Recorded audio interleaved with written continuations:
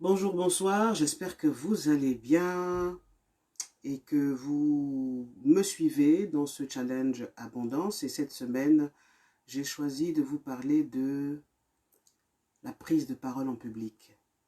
J'ai choisi de vous parler des maîtres de la parole parce qu'effectivement,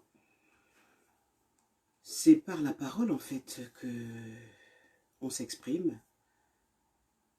C'est par la parole qu'on peut toucher les personnes dans leur âme. C'est par la parole qu'on peut apporter du changement dans la vie des gens grâce au pouvoir des mots. Alors si vous restez avec moi jusqu'à la fin, je vous donnerai une technique qui vous permet d'être maître de la parole. C'est une technique qu'utilisent beaucoup de personnes qui ont l'art de parler en public. Alors que ce soit les personnes, je suis sûr que ça vous fait vibrer quand on pense à nos parents, nos pères, nos oncles. Il y a toujours dans nos familles, lorsqu'il y a par exemple des cérémonies de mariage ou des cérémonies tristes, il y a toujours des personnes dont le rôle justement est de prendre la parole, mais pas pour la prendre en fait. Ces personnes prennent la parole pour mettre de l'énergie, pour mettre de l'amour, pour mettre de l'entente, pour résoudre les conflits dans une famille, dans un groupe social, dans un pays. Donc il y a des personnes qui ont vraiment ce pouvoir assez spécial de, grâce au pouvoir des mots, justement, de transformer la vie des gens.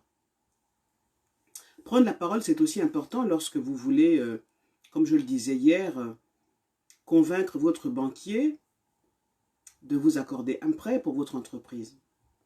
Prendre la parole, c'est important lorsque vous devez communiquer avec votre compagnon, avec votre compagne. Donc c'est un art. Mais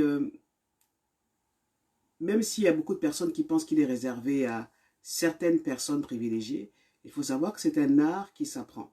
C'est un art qui s'apprend. Et si vous pensez que c'est très important pour vous de prendre la parole, si vous avez du mal à vous exprimer, si vous avez, par exemple, vous bégayez, moi je suis une personne qui bégaye. Mon père bégayait, moi aussi je bégayais. Mais avec le temps et la pratique, j'ai réussi justement à taire ce bégaiement. Je suis une personne qui bégaye naturellement. Mais avec la pratique, avec le métier que je fais, journaliste et coach, j'ai appris justement à travailler sur ce bégaiement. Donc, si vous avez besoin de prendre la parole, c'est être présent. C'est montrer au monde qu'on existe. Si vous avez besoin de prendre la parole, eh bien, j'aimerais bien que vous répondiez à ce questionnaire que je vous ai envoyé parce que je vous prépare une super formation qui vous permettra justement de prendre la parole. Alors, merci à ceux qui ont déjà répondu à ce questionnaire. Je vais vous rappeler les questions. Première question, pourquoi pour vous prendre la parole en public ou devant une assemblée est très important pour vous? Pourquoi c'est très important pour vous de prendre la parole?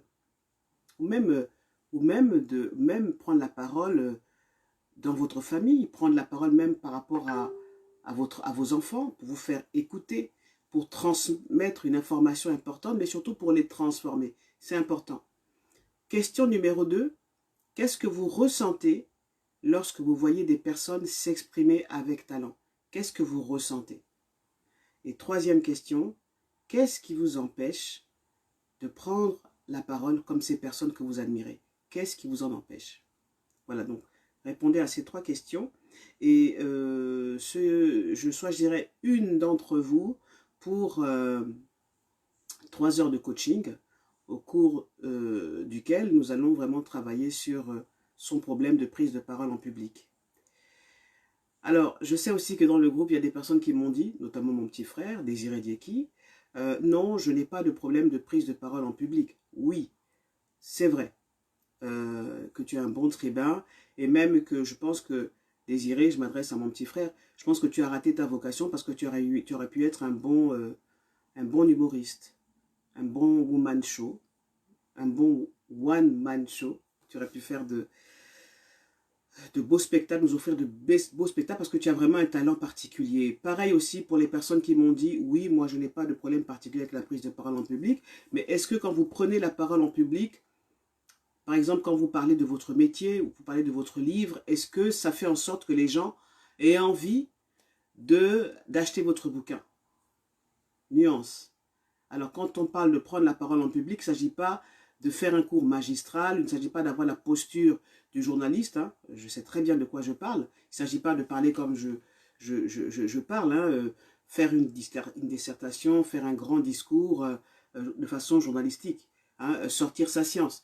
Est-ce que vous savez parler afin que lorsque ou pendant que vous parlez, les gens ont envie de vous connaître plus, les gens ont envie d'acheter votre produit, les gens adhèrent à ce que vous dites? C'est la question que je pose, hein. C'est la question que je vous pose. Donc, pour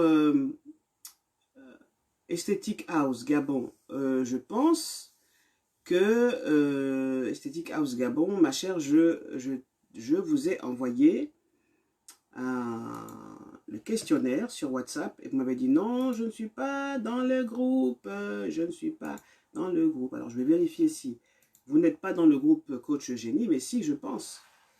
Je pense, puisque nous discutons sur WhatsApp. Aesthetic House, voilà. Je vous ai envoyé les questionnaires et je sais que nous nous connaissons depuis très longtemps, depuis Libreville, donc vous êtes bien dans le groupe et bienvenue à vous. Merci à vous également, Noli. On a beaucoup discuté aujourd'hui et c'est très bien ce que vous faites. Je vous encourage vraiment à faire ce que vous avez envie de faire et je suis là pour ça. Alors, parlons de la prise de parole en public. La question qui revient souvent est celle-ci. Madame Eugénie, j'ai peur de prendre la parole en public, j'ai peur de bégayer, les idées me manquent. Donc, les gens pensent toujours, en fait, on a tendance à penser que prendre la parole en public, c'est être bien sur soi, bien se présenter, dire des choses intéressantes. Oui, c'est vrai. Mais si vous dites des choses intéressantes que tout le monde entend partout, ça n'aura pas l'effet escompté. C'est pour ça que je pose la question de savoir pourquoi c'est si important pour vous de prendre la parole en public. Est-ce que... Je pense que c'est une question importante.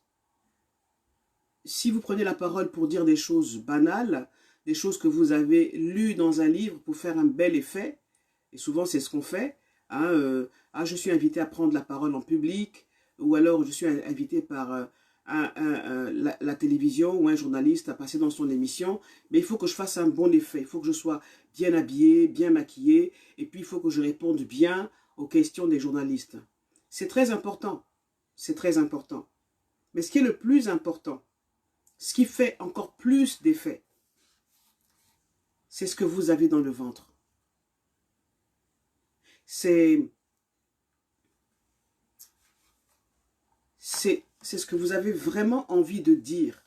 C'est votre rage, votre colère, vraiment ce qui bouillonne en vous, le message que vous voulez faire passer, quitte à déranger, quitte à choquer les gens, mais c'est ça qui est le plus important.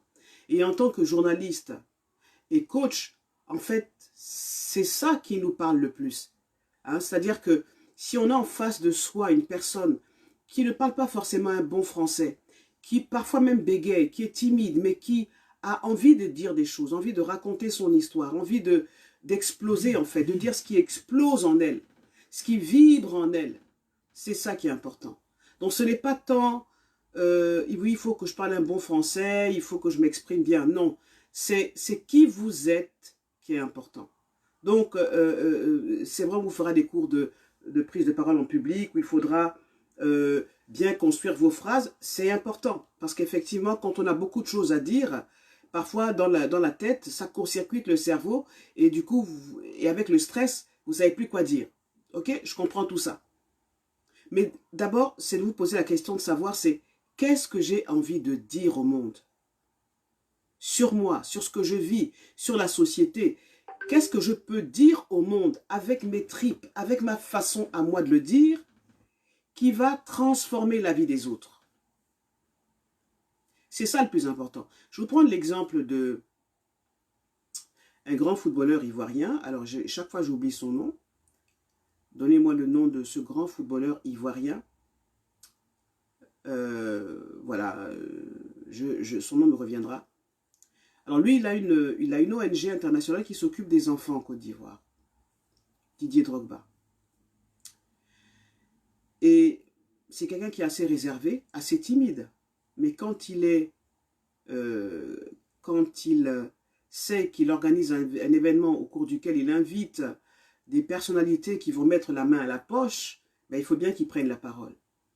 Et ce qu'il y a d'extraordinaire en fait, ce qui est touchant chez ce personnage, c'est pas tant le fait qu'on sente bien qu'il est timide. Ce qui est important, c'est les mots qui sortent de son cœur. C'est les mots qui sortent de ses tripes. C'est le combat qu'il mène pour faire sortir des enfants orphelins, des enfants maltraités de Côte d'Ivoire, de la misère. C'est ça qui touche les gens. Et même ce que moi je peux vous apprendre, ce que j'apprends souvent aux personnes que j'accompagne et à qui je donne des cours de prise de parole en public, je leur dis qu'il faut que tu fasses un discours avec ta sauce, avec la façon que tu es. Tu n'as pas à changer. Tu n'as pas à changer. Tu es une personne timide, c'est bien. Joue avec cette timidité-là. Quand tu es face au public, c'est bien de rire de ça, de ses défauts, on va dire ça. Dis aux gens, ben, vous savez, je suis en face de vous, debout, mais mes jambes flageolent parce que je suis assez intimidé. Ça touche les gens. Mais quand vous voulez cacher tout ça, cacher votre stress, des choses qui somme toute sont des choses tout à fait normales, mais du coup, ça casse le feeling, quoi. Voilà. Donc, ce qui est très important, c'est vous. Ce qui est très important, c'est vous. Et c'est le message qui vibre à l'intérieur de vous. Hein, c'est ce que vous avez envie de dire. Cette chose-là que vous n'osez pas dire, cette chose que vous avez peut-être vécue dans votre vie et qui doit sortir. Et c'est ça qui va créer le miracle. Et c'est ça qui va créer le fait que les gens vont s'intéresser à ce que vous dites. Donc ne vous inquiétez pas, ce n'est pas une question de je ne suis pas un bon tribun, je ne sais pas prendre la parole en public. Non, c'est une question de posture et d'ancrage. Alors l'ancrage, c'est quoi? Comment on en arrive à créer cet effet waouh? Quand on fait un discours, quand on prend la parole en public, c'est être ancré. Être ancré, c'est quoi? C'est vraiment... vous voyez les personnes qui prennent la parole dans nos assemblées au village, elles sont ancrées. Elles sont ancrées dans quoi? Elles sont ancrées dans la terre. Elles savent d'où elles viennent. Elles savent qu'elles parlent au nom des ancêtres. Elles savent que ce sont souvent des messages qui viennent des ancêtres. Donc il faut être vraiment connecté avec les ancêtres, avec l'énergie, avec ce quelque chose, ce rapport avec vous-même. C'est-à-dire quand vous êtes à un niveau d'ancrage, c'est en fait, ce sont les paroles qui viennent. Voilà, les paroles arrivent parce que vous lancez un signal à votre être, ok, la partie de vous qui est immatérielle, la partie de vous qui est divine. Vous lui dites en fait, je voudrais que tu puisses capter les attentes, les questions de l'Assemblée. Quand vous êtes vraiment ancré, quand vous êtes vraiment en symbiose avec l'être que vous êtes, en fait, la partie immatérielle, tout de suite, en fait, quand vous êtes dans une assemblée, vous entendez les vibrations de l'assemblée. Vous savez que, ah oui, les gens qui m'écoutent là, les gens qui attendent que je leur parle, en fait, voilà ce qu'ils veulent. Voici leurs problèmes. Donc, il faut être suffisamment ancré en soi, ancré en son corps, ancré avec les ancêtres, ancré avec vous, ok? Donc, suffisamment être ancré en vous pour pouvoir vous dire, je vais prendre la parole dans cette assemblée et vous allez pouvoir capter en fait les attentes des gens. C'est quelque chose qui se travaille. Ok? Et le reste, en fait, c'est de l'entraînement. Les maîtres de la parole, en tout cas ceux qui sont dans nos pays africains, dans nos villages, dans nos assemblées, dans les villes, ben, c'est quelque chose qui se transmet de génération à génération. Hein. On parle des griots en Afrique de l'Ouest, mais en Afrique, ce sont des maîtres de la parole, en fait. Ce sont des gens qui ont le verbe magique, le verbe qui transforme les gens, qui délie les problèmes, qui, quand il y a le feu, quand il y a des disputes, quand il y a la guerre, ils parlent et leur parole a un véritable pouvoir. Mais ce sont des gens en fait qui cultivent ça, qui s'entraînent justement à être vraiment ancrés à l'intérieur d'eux-mêmes. Et pour ça, eh bien, il faut prendre soin de vous. Il faut prendre soin de vous. Et faire du vide à l'intérieur de vous, ne pas vous remplir de choses qui ne sont pas importantes. Ne pas vous remplir de choses qui consistent à vous dire ah, je suis nul, je n'y arriverai pas, j'arrive pas à parler en public, qu'est-ce que je vais dire aux gens? Non, il faut vraiment vous débarrasser de tout ça. Vous débarrasser de toutes ces choses-là. Vous débarrasser du jugement des autres. Vous débarrasser de la peur. Et encore qu'on ne se débarrasse pas de la peur, le stress étant quelque chose qui est tout à fait normal.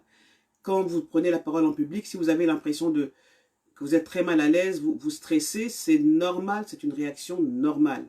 C'est votre corps qui est tellement intelligent qu'il vous dit, eh bien écoute, c'est pas quelque chose que tu fais tous les jours, c'est une situation qui est un peu inattendue. En fait, votre corps vous prépare physiquement et dans la voix justement à parler.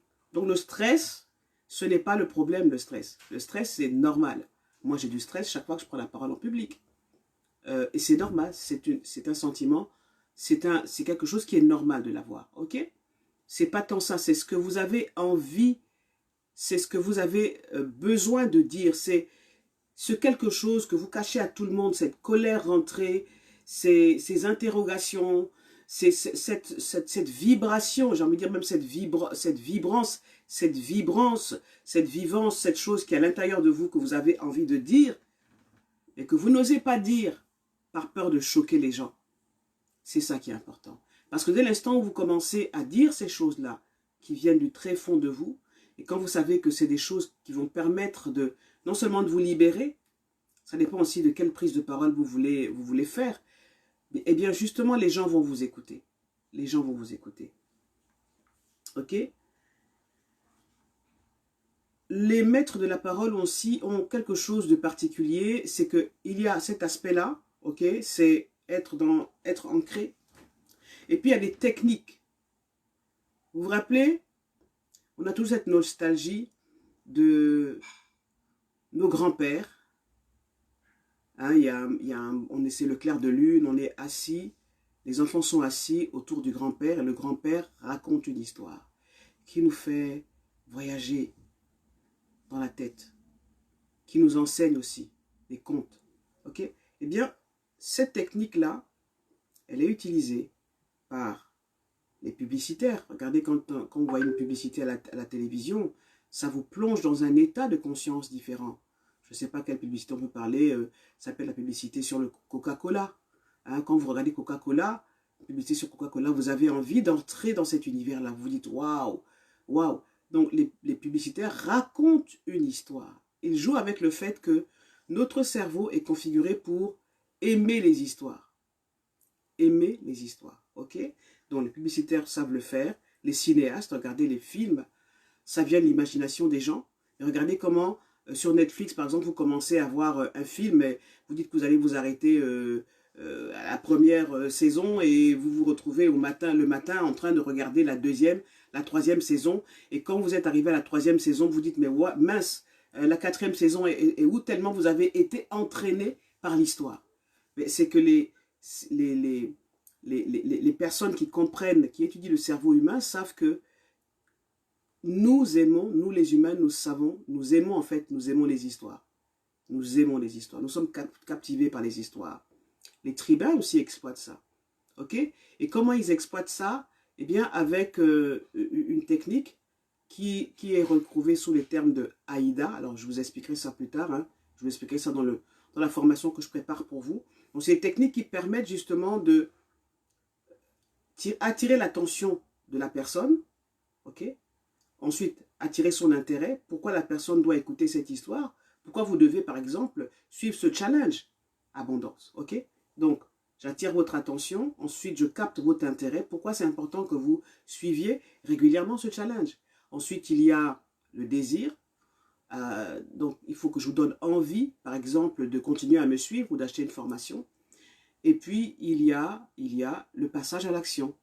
Parce que ce n'est pas tout que de dire des choses aux gens. Il faut aussi que les gens aient tellement envie de transformer leur vie qu'ils aient naturellement l'envie de se dire, bon, ok, Coach Eugénie nous a dit ça, maintenant il faut que je passe à l'action.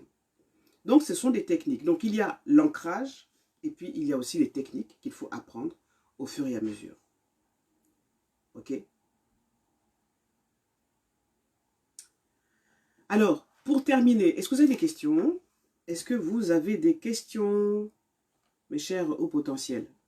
La semaine prochaine, je ferai le challenge sur c'est quoi les hauts potentiels. Parce que je parle beaucoup des hauts potentiels. Peut-être que vous ne savez pas que vous êtes des hauts potentiels. Je vous dirai ce que c'est qu'un haut potentiel. Ok? Alors, pour l'heure, je vais vous rappeler les questions, mais j'aimerais bien aussi voir si vous avez des questions à me poser là en direct. Est-ce qu'il y a des questions que vous souhaiteriez me poser? Y a-t-il des questions? Nathalie est là. Bonsoir Nathalie. Est-ce que vous avez des questions à me poser? Noli, est-ce qu'il y a une question? Non, pas de questions? Alors, je vous rappelle que j'ai besoin que vous répondiez à 3 questions qui me permettront de bien câbler la formation que je prépare pour vous, en tout cas pour ceux pour qui c'est très important de prendre la parole en public. Question numéro 1, pourquoi prendre la parole en public est très important pour toi qui me regardes. Question numéro 2, qu'est-ce que tu ressens lorsque tu vois des personnes s'exprimer avec talent? Et question numéro 3, qu'est-ce qui t'empêche de prendre la parole en public comme ces personnes? Ok, 3 questions. Merci de répondre à ces questions. En tout cas, j'ai envoyé sur vos messengers les questions et si vous y répondez, vraiment, je vous dis merci. Et à celle ou à celui qui répondra très bien à ce sondage, eh bien, je lui offrirai 3 heures de coaching. Alors, la technique qu'utilisent les maîtres de la parole pour vraiment être ancrés. Parfois, vous allez arriver à un événement, moi ça m'est souvent arrivé, et tu n'es pas préparé à ça, on te dit, Jenny, il faut que tu prennes la parole. Waouh, ok? Parfois ça me met en rogne parce que je sors par exemple pour m'amuser comme tout le monde à un événement, et puis je ne suis pas habillé pour prendre la parole en public, ou je n'ai pas préparé mon cerveau pour faire une communication en public. Mais moi j'ai une technique, quand on me demande, sans que je sois prévenu, de prendre la parole au sein d'une assemblée, d'abord j'ai des fiches, j'ai toujours des petites fiches que j'amène avec moi, avec des discours de base où je peux me présenter. Voilà. Mais quand on me demande par exemple de prendre la parole en public sans qu'on m'ait préparé, eh bien, je me concentre tout simplement pendant quelques instants à me dire, en demandant à une personne qui compte dans ma vie, une personne que j'admire, eh bien de m'accompagner dans cet exercice. Donc j'invoque l'esprit de cette personne. Quand je prends la parole en public, quand c'est par exemple un public de personnalité où il faut vraiment être solennel, eh bien j'invoque Mandela. Et quand j'invoque Mandela, tout de suite je me redresse et c'est comme si en fait il était là. En fait je l'invoque et il est là dans l'assemblée, je le vois. Et dès l'instant où il est là et que je vois qu'il me regarde et qu'il me dit « Eugénie, ma fille, sois forte, sois digne, tu vois, comme je l'ai toujours été. » Bien, tout d'un coup, son énergie entre en moi, elle m'habite et tout d'un coup, je me redresse. Et c'est comme si en fait j'avais chaussé les chaussures de Mandela. Parce qu'en fait, ce que vous devez savoir, et je le répète depuis que j'ai commencé ce challenge, c'est que vous êtes de l'énergie. Et autour de vous, il y a de l'énergie. L'énergie, c'est une pensée. L'énergie, c'est une molécule. L'énergie, c'est la conscience universelle. L'énergie, c'est la mémoire d'une personne qui est décédée, mais il suffit de l'invoquer pour qu'elle revienne dans votre univers. Il faut simplement faire ça. Donc, si vous avez, par exemple, vous manquez de confiance en vous et qu'on vous demande de prendre la parole en public lors d'une assemblée alors que vous ne vous y attendez pas, fermez les yeux une minute, prenez une bonne respiration et demandez à une personne de votre famille qui vous a toujours aimé. Alors, une autre personne qui m'a beaucoup aimé, c'est ma grand-mère paternelle. Donc, quand je l'invoque, je sais qu'elle est là et tout de suite, son énergie entre en moi. Et comme c'était une femme qui était assez forte, assez dynamique, je récupère son énergie, son dynamisme et tout de suite, je fais comme elle. Donc ça, c'est une technique qu'utilisent beaucoup les maîtres de la parole parce que ce sont des êtres humains comme vous et moi. Ils vivent du stress, ils ont des peurs, ils manquent de confiance en eux. Mais quand il faut faire le job, ils font le job. Et ils le font bien et les gens applaudissent parce que ils étaient ancrés. Voilà. J'espère que je vous ai permis de comprendre beaucoup de choses sur l'art de prendre la parole et de toucher les gens. Ne vous inquiétez pas d'être une personne timide, de manquer de confiance en vous. Tous les êtres humains manquent de confiance en eux. Mais ce qui fait la différence avec ceux qui osent et ceux qui n'osent pas, eh bien ceux qui osent, ils osent au risque de se tromper. Et moi, les premières fois où j'ai pris la parole en public, c'était pas très formidable, mais ça ne m'a pas empêché d'être plus tard une grande journaliste. Donc, tout est possible. C'est ce qu'on vous répète, c'est ce que je vous répète. Tout est possible. Et je vous souhaite de réussir ça. Alors, pour Zeus qui ont le truc sans le savoir. Alors, qu'est-ce que tu es en train de me dire, Modeste? Pour Zeus ou pour ceux qui ont le truc sans le savoir? Qu'est-ce que tu es en train de... C'est quoi la question précisément? Afin que je puisse te répondre. Pour ceux qui ont le truc sans le savoir, ça veut dire quoi? Le truc, ce serait quoi? Et sans le savoir, ce serait quoi, Modeste? Est-ce que tu peux être plus précis dans ta question afin que je puisse te répondre? Il fait très chaud, hein, donc je transpire, mon visage brille, pardonnez-moi. Est-ce que, Modeste, tu peux préciser ta question?